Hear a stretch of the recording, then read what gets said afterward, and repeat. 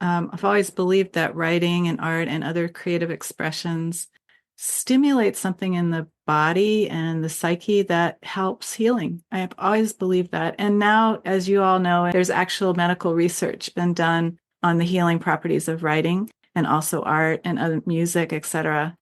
Anyway, when I was first diagnosed, it's a huge shock and your life turns upside down.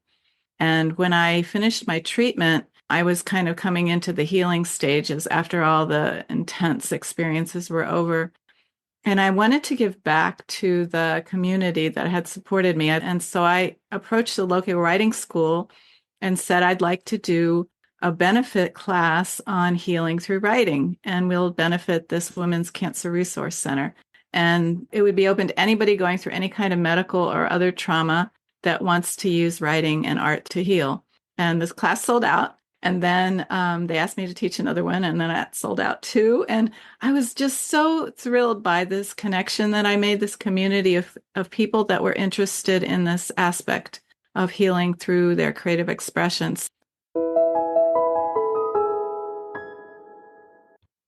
Welcome to Linda's Corner, where we bring more hope, healing, and happiness to the world. My name is Linda Bjork, and today we're going to be talking about the healing aspect of art and creativity. I'm delighted to welcome Mary Carroll Moore. Mary is a best-selling and award-winning author, chef, former cooking school instructor, artist, and a breast cancer survivor. You can reach Mary at her website, marycarrollmoore.com, and I'll include that link in the show notes. Welcome, Mary. I'm so glad that you could join with me today.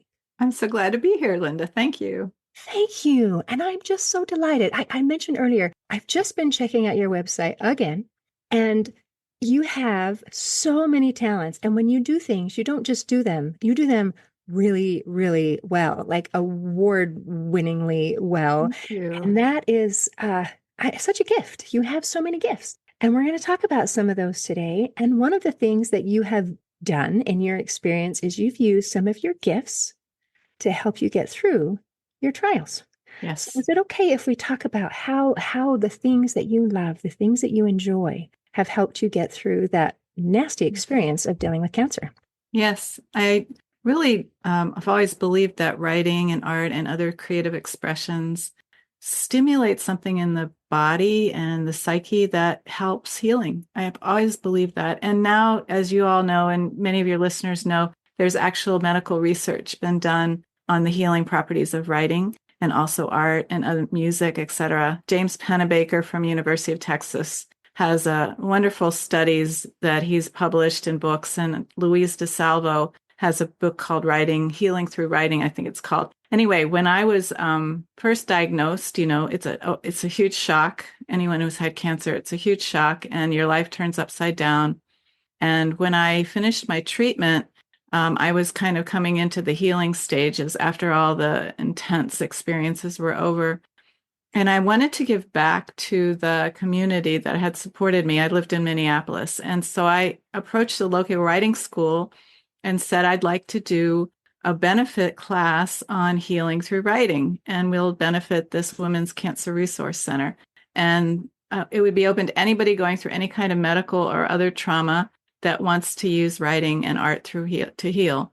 And this class sold out. And then they asked me to teach another one, and then that sold out too. And I was just so thrilled by this connection that I made, this community of people that were interested in this aspect of healing through their creative expression. So it started my career as a writing teacher. And for the next 2 decades, I was teaching all kinds of writing classes all over the US. And it was just kind of a launch for my own life. And at the same time, when I used it in my own healing, I had all these techniques that I wanted to share. And that was part of why I did the class. So I just sincerely believe that this is an aspect of healing that's really untapped, that people don't recognize, even though art therapy is a big deal now, and so is music therapy. But if the person can express themselves creatively and get kind of the things that are inside out in the world, then sometimes the body will respond in a very positive way. And that's what happened with me. So I've had a really good life since the cancer, and it's exploded in terms, what you saw on my website is basically the result of all this creative expression that I was able to access. Oh, what a beautiful story. You took something very challenging and turned it into something so beautiful. And there Mhm. are different aspects of what you shared that just touched me. One is I love that you brought in the research, that this is not just some idea that sounds like a good idea, but actually the research verifies that this is not just good for Mary, but it's also good for all people to Mhm. be able to. And I loved how you described it when you take what's inside and help to get it out, then our bodies can respond to that. That it's not only to help us to be able to feel calmer during a stressful situation, it's not just our mind, it's also our body that responds, that everything is interconnected and it makes a difference. And I also loved how you immediately wanted to pay it forward. Yeah. How can I use what helped me to help lift other people?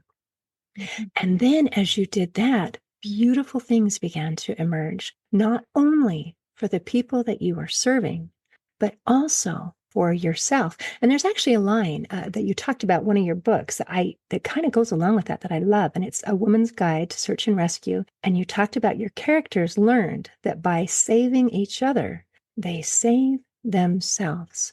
And that creates such a beautiful win-win scenario where I'm helping someone else. I'm doing a kind thing. They're not the only benefactors. I am too.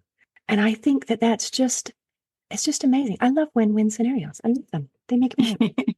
Well, they're healing scenarios, as we all know, there's the giveaway part of the healing. I think, when we're sick, when we're in trauma, we tend to incubate, we tend to isolate, and this is the opposite. Is actually, I reached out. I had a group of about 7 friends who I reached out to, and I said, I can't do this alone. I need your help. And they threw me a hat party, and they threw me I had chemotherapy, so they threw me an end of chemo party. And, there was just this feeling of community, and it was so strong and so supportive that I thought I have to use this in my work, in my life. So, it's just exciting. Louise DeSalvo, I just want to put in a plug for her. Her book is fairly old, but she worked with James Pennebaker, and she had discovered that there were 3 aspects that cause the healing. It's not just stream of consciousness writing. And I think it's the same with art. It's not just stream of consciousness. It's more that you have a deliberate intent. And the writing, for instance, you describe the scenario that's traumatized you, how you felt then, how you feel now, and then the details of it. And those 3 elements together are what actually creates the magic of healing. And I saw this in my classes when we did all 3. That was a transformative experience for people. So it's like so documented now and so medically solid that I just would love to have more of your listeners try it and maybe pick up Louise's book and find out more about it. Absolutely. And isn't it wonderful when we learn about new resources? When you're in a situation like you're dealing with this trauma, cancer, I did not choose into this. This is not something that I asked for. It's not something that I want. And people can feel very um, like helpless. I'm Mhm. helpless. I'm powerless. This happened to me. This was put on me. And your response was immediately, what can I do? And the courage you showed to reach out immediately and say, you know what? Actually, I can't do this by myself. I don't want to do it by myself. And you trusted that your friends would step up and support you. And they did. Big And time. they did. Hmm. And sometimes people have a hard time reaching out and asking for help because the thought is they're busy. They don't want to help me. I'll just take care of it by myself. And you didn't go there. You didn't go inside. You reached out. And I know that what you did not only helped you, but it helped the people who showed up. And I think a hat party is delightful. Was this when did you lose your hair and so everybody wore I cute did. hats? The day one of my friends is a stylist, so she decided she'd come over, and the hair was swelling out at that point. I think I was in my second treatment of chemo. And she said Sure. she'd shave my head for me. And so we made it kind of a ceremony. And then everybody brought a hat to give me, or a scarf or a turban or something. And then we all wore our hats and took pictures of each other. And I still have that picture, It's just such a affirmation of the community that's available kind of in love for people that are going through things like this. You're not alone. And yet, like you said, Linda, we do tend to believe we're alone and we don't want to kind of bother anybody, but it's never a bother. It's really a gift other people can give to you. That's beautiful. And I just am imagining being at this hat party and seeing my friends wear hats. It's like when you're wearing it, it's like I'm with you, I'm part of you. And now when it's my turn to wear this hat, I'll be thinking about this friend that brought me it, and it almost feels like a hug. Like Mhm. while I'm wearing this hat that my friend brought to me because she loves me or he loves me, I feel that love and I'm carrying it with me. I'm wearing it all day. Yeah. And that way they're with you always, even when they're doing their own thing. That's I that's so lovely. I actually, with all the people that I've talked to who have gone through a cancer, because it happens, I've never heard of a hat party. Isn't that Really? crazy? It wasn't my idea. I stole it from someone. I was like a researcher when I first got diagnosed, like, how do people survive this? I Right. wanted to thrive. I wanted to not only survive, get through it healthily, but do everything I could to really boost my life in a way, use it as a gift. And so the hat party idea was just like, oh, yes, I'm going to do that. I'm going to have a cake at my I chemo, all that stuff. So, I love it. I yeah. love it. It just, oh, and I'm just imagining all these adorable hats. Oh man, I wish I had a picture of your party. Yeah. Okay. That's fantastic. So you made it through, you had the support, you're doing great. Mhm. Beautiful things came out of it. And I think that matters so much. Again, if I was someone who my diagnosis was today, to listen to Mary say, oh, I went through this, here's how I made it better. And look at me, I'm on the other side. And I Mhm. think that gives people courage that we can make it to the other side and have a beautiful life afterwards. And you said decades. Mhm. So this was a Decades. long time ago, and Yeah. things are just beautiful and better. Oh, I'm so Yeah. pleased with, I could just imagine people who are listening. And if you're one of those people who are in a similar circumstance, it's just an uplift of, oh, I'd never thought of that. I Mhm. haven't heard of that. I can do that too. And I'm going to be okay. So thank you so much for sharing your story. That's You're beautiful. welcome. Well, can we talk about some of your awesome other talents? Because when you have so many, let's talk about food. Yum. Okay. I mean, you make delicious food, you help other people make delicious food, and you learn how to do it in a healthy way. Can you tell us about some of your experiences as a chef and also as Sure. an author of cookbooks and an instructor? Well, I grew up in a foodie family. My parents loved food, and my dad would bring home groceries of things we'd never even heard of, and we had to taste everything. That was part of the rule of my family. But the idea of eating well and that food is like important in your life, you don't just, we always had sit down dinners. It was a very big deal in my family. So when I started out on my career, I lived in France for a year, and of course, food is everything in the French world. And I came home and I got asked to teach French cooking, and I did that in my apartment, in a little apartment in Arizona. And I had what, like 7 students or something in my kitchen. And I started to really enjoy it. And the local magazine asked me to write a column. So I did a monthly column, and that led to a syndicated column with the LA Times, and that led to, I think, 11 cookbooks, awards. That this whole career started with food, and food was. I worked in restaurants, yes, as a chef, and food was like a big part of my life. And it was in the early days. I think Alice Waters was just starting Chez Panisse, and I lived in California. I opened a cooking school there. And it was like the beginnings of the food movement. And we grew up in America. I grew up in the 50s and then 60s, and we didn't have good food. Food was pretty awful unless you grew it yourself. Strawberries tasted like cotton. It was just not something that we thought of. And now we have such incredible food and artisan food and fresh food, organic food. And so food has taken a huge leap forward for people, and now it's part of our national culture and of course other places in the world.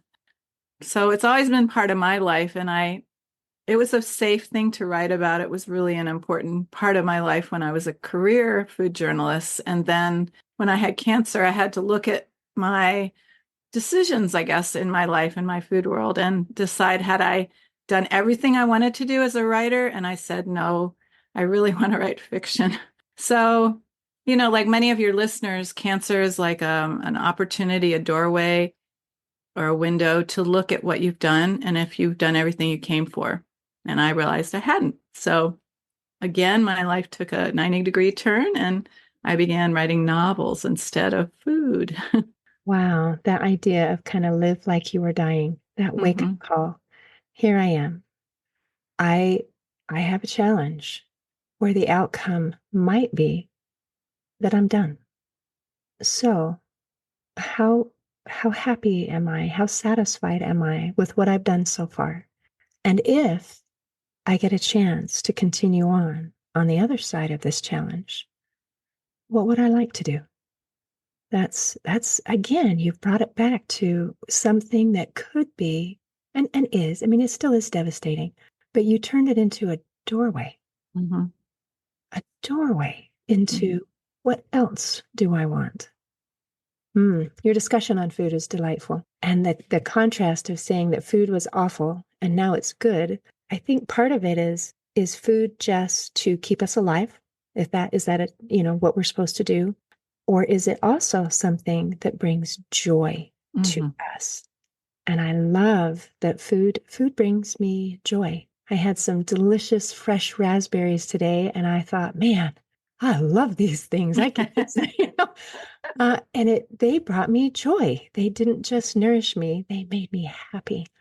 So, and you do healthy. Can you combine healthy and happy? Can you Oh, combine yes. as joy? Yes, definitely. I grow a lot of our food now, and I've always wanted to have a huge garden. I've gardened every place I've lived, but now I just picked strawberries this afternoon, our first strawberries, and we try to get them before the chipmunks do. And I came in with a handful of them, and they're just the first ones. We're gonna have a gazillion, I think. But that's the kind of thing that the joy comes from for me is the not just the eating, but the growing. So I guess I've always again, in my family, my father was a gardener. So the idea that food comes from someplace was really important to me. It wasn't just packaged in the supermarket, meat or eggs or vegetables didn't come in cellophane. They came from the ground or from a farm. And so I learned that when I was a little kid. I think I was very lucky to have this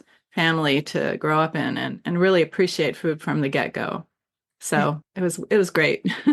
It sounds like your family was amazing. Yeah. I loved when you talked about sit down dinners.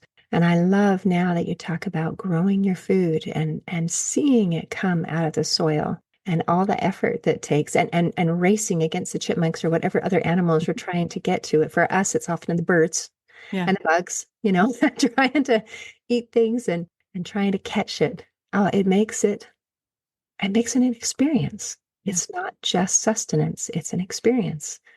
I And love that's where the joy comes in, like you were talking about. There's a sense of being in the world, not just in your own little molecule of thought or whatever. You're out in the world and you're interacting with nature, and nature is a sustaining thing too for me. So during my cancer, I did have a garden and I would garden regularly, and that was another thing that allowed me to express myself creatively and to be in tune with something larger than me so that I could let go some of the fear that cancer brings on. It's a very fearful experience for a lot of people. So my big job was to find the joy as much as I could. my job was to find the joy. Mm. I love that. That puts it so that it's my responsibility, which it is. No one else can do it for me. But to put it there and say, this is what I choose to do. This is my job. I am going to find the joy. How Mm. beautiful. And I appreciate that you brought up some of the gardening and some, getting your hands in the dirt as also being creative. As I looked at your website and I see your gorgeous paintings and Mm. your award-winning books and you're all these amazing things, there are some people who are gifted with this amazing artistic talent, like yourself. And there are others of us, me, who did not get that. And so to say, and that's okay, there are other things that we can do that are creating. It's very helpful for those of us who weren't gifted with that beautiful artistic talent that you have. And so that is something when we plant a seed, when we take care of our yard, when we grow a tomato, whatever our home situation is and the space we have available, that is creating and being part of the creation process. And as you are well aware, nature heals. That's right. It helps to heal our mind. It helps to calm us. And our body, everything is integrated. Our body and our mind, our physical, our mental and emotional are all connected. And as we are able to find that calm, and it helps to relax and get our autonomic nervous system in line so that we're in that rest and digest rather than the fight and flight, which when you get bad news, like you have cancer, that's bad news. And that puts people immediately into fight or flight. When we can get back into the other, then our body can do what it's designed to do, and that is to heal. I don't know if everyone's aware, perhaps you are, but our body with our autonomic nervous system, we have our different branches, if you will, our sympathetic, that fight or flight, the parasympathetic, the rest and digest. And when we switch over into that fight or flight, our body is like a turbo boost, is survival. And it turns off or turns down other systems in the body, like our immune system, our digestive system.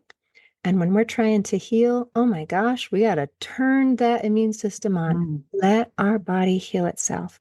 And the more we can do to feel calm and peaceful, then the better our body, our physical body, can take care of the things that need to be done. And you seem to have done that very instinctively. Mm-hmm. I think, yes, I think I do it instinctively. It's a challenge to stay in the parasympathetic. It's not easy. Our world is not geared towards that. Look at the news or you listen to the radio or whatever. It's just not necessarily geared to let you relax. So it's a decision that people have to make to actually consciously do it. So I created a program for myself with the creative expression, the art, the writing, and the time in nature. And it was almost like medicine. You have to take it every day. So I've continued to do that since I recovered, is just what am I doing today that will help me stay in that relaxed mode, in that creative mode. And it's a deliberate choice, I think, not to be swept away with the world, but to actually care for yourself, that self-care that is so important that you're talking about on this show. That is so beautiful. And I think you're so right. Our default setting is to protect ourselves. We look for the danger. That's part of how we protect ourselves.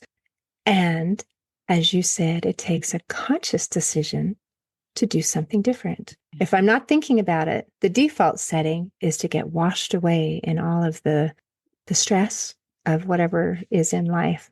But we can choose to look for something else. Like you said, it's my duty or my joy. Beautifully done. Thank you. Oh, you're amazing. Let's see. I talked about your art. We talked about your writing. I don't know. Everything you do just sounds delicious and beautiful. I love it. Is there anything you want to make sure that we cover before we close today? Well, one of the things I wanted to talk about was the way I took what I learned. Now, you mentioned this earlier, what I learned about heroism, about serving others, and put it into my creative expression. I do that with my novels. My three novels that are out all have women as characters who at first are very self-indulgent or self-focused because of something that's happened to them naturally. And as they go through the story, what I wanted to do was show how we can transform ourselves by starting to serve other people, starting to use our talents for greater good. And I try not to do this in a Pollyanna way, that the stories have tension and they're real and all that. People seem to like them a lot. engage with the story. But at the end, the feeling I wanted to leave a reader with was the hope that essentially everyone can do this. Everybody can get a second chance if they need one and transform in some way to more heroism in their lives. So a lot of my focus is about women heroes. My mom was a pilot in World War II, and I grew up with this legacy of this fantastic woman who just did these amazing things when she was in her 20s.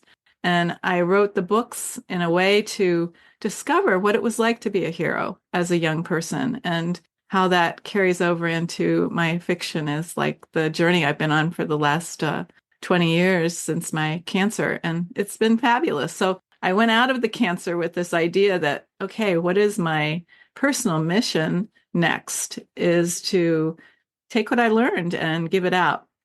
And the clue that I got was, okay, your mother was a mystery. Her heroism was a mystery. Try to learn more about that and see if it can come out through the stories. So I think they have been successful in that way.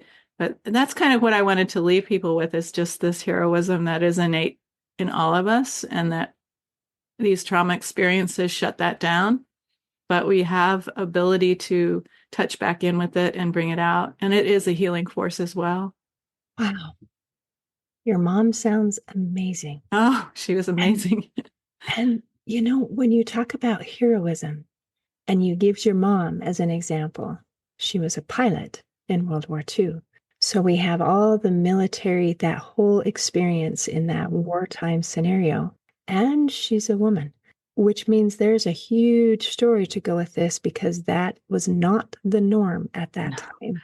So she was obviously courageous and she moved forward against the status quo. Yeah. So, I mean, even with that little slice of knowledge, it's like, oh, there's a big story here. Mm-hmm. And then you talked about in your books that the heroism was overcoming your own challenges, Mm-hmm. transforming yourself. And that's not the kind of heroism that's someone's going to make a documentary of because, you're this whatever. But it is also a form of heroism, this personal form. So, what is your definition of a hero? I love it. I mean, we've got quite a spectrum here. Yeah. I would think if I look back to my mom, my grandmother too, uh, they gave me the legacy that women can do anything. And I think that's part of heroism is that you don't put limits on yourself. If you are able and willing to grow and explore and push back the boundaries that maybe society has set for you, you can go into astonishing places. The fact that my mom was a pilot and, flew fighter, four engine fighter planes. I no, they were bombers. I'm sorry, four engine bombers. She also flew fighter planes, but it's just an amazing thing that somebody could do that. And she had to set aside her limits, like you said, the things that were normal for women in that era. And that's what I grew up with. So I got taught how to not look at myself as limited and how to, if I'm pulled towards something, how to do it. And that's heroism to me, is just the ability to go beyond limits. And then what do you do with that experience? Do you serve yourself or do you serve others? And so that's the thing that I would say is the second stage of heroism is that when you come out of your own capsule of fear or restriction and you grow, and then what do you do with that? You go back and give it off, give it back to life in some way. And that's this creative expression that I was talking about earlier. Or, serving people. Everybody has a chance to do that every minute, really. So I guess those would be my definitions of heroism. Man, that is so cool.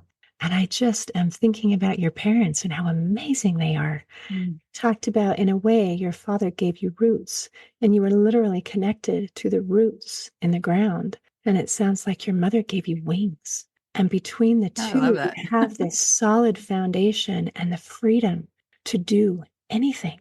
And that includes, what do I love? What am I good at? And for you, it's, I'm good at food. I'm good at writing. I'm good at storytelling. I'm good at paying it forward. And that can be my personal form of being a hero. It doesn't have to be being a fighter pilot. But if that's what you love, then by all means, do that. What do I love with my roots and my wings? No limits. Oh, love it. I love it. I love it too. You've given me a new perspective of my parents. I love that. Roots and Amazing. wings. Well, thank you for talking with me today. This has been absolutely beautiful. Thank you, Linda. In closing, I'd like to share a quote by Maya Angelou. She said, "You can't use up creativity. The more you use, the more you have." Today, I invite our listeners to tap into their healing creative powers. See you next time on Linda's Corner. Thanks for listening. Please share and subscribe to help us reach new listeners. And if you'd like to heal your life from the inside out, there is a free video series at hopeforhealingfoundation.org. Just click on the free stuff tab. I also invite you to grab a copy of one of my books, like Crushed, A Journey Through Depression, and You Got This, an action plan to calm fear, anxiety, worry, and stress. See you next time on Linda's Corner.